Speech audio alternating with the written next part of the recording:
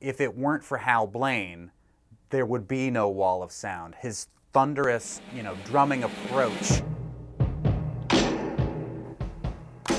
One of the most important things about him was he was the guy that really pulled back the curtain on the music industry. The breadth of music that he recorded on over the years is just, it's staggering. I think he defined early rock and roll, for sure, on the drums.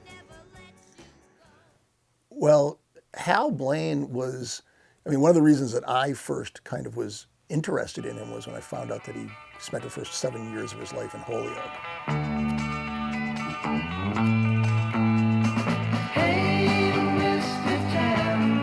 So you've got this tiny window of time in the early 60s before the Beatles hit and take over the airwaves and change how rock and roll is done forever.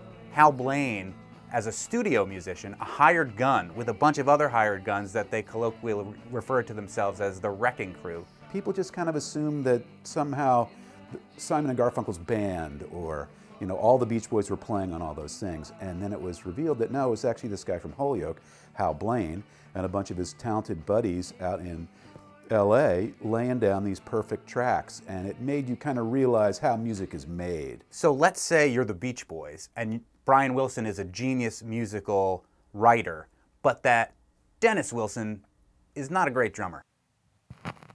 Handsome surfer, cool guy in the back. And you're like, oh, who was it? And it's this guy, Harold Belsky from Holyoke, Hal Blaine. Wouldn't it be nice if we were older? The beginning of that song, that drum hit, is just like, it's so iconic. Whether he came up with it or whether Brian came up with it, I don't know, but he's there. So when you listen to those songs, it's like, that's Hal. It just was an eye-opener for people about, the way things are done, and also that, who is this guy, Hal Blaine?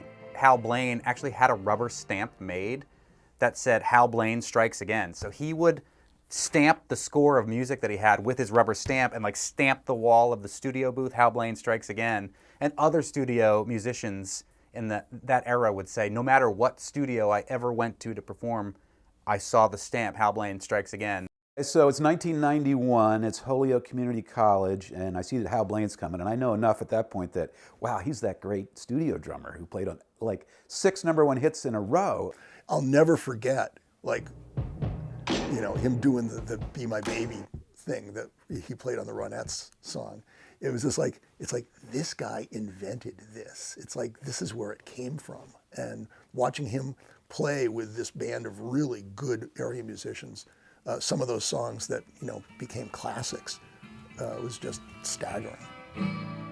All the leaves are brown. Looking back on it and thinking about, it was 350 songs that reached the top 10. I've listened to a lot of those records many, many, many times, but I think after he passed away, I played some of them again, and I said, they just sounded different to me. They just sounded bigger. They weren't, those drums parts were just really, they were just perfect for what he was doing. Every little kid who's learning the drums right now and is doing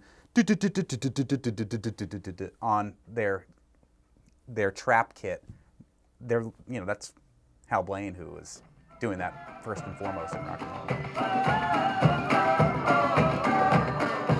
I think it's always about the song, and that's what he got, and that music is a team sport, and you have to play together and support the song and the singer, and it doesn't mean that you don't do anything as a drummer, but it's really keeping the groove, and then where it needs a little something, then you put in a little something. His talent was just remarkable, and his ability. I can't get over saying just how he worked in service of the music.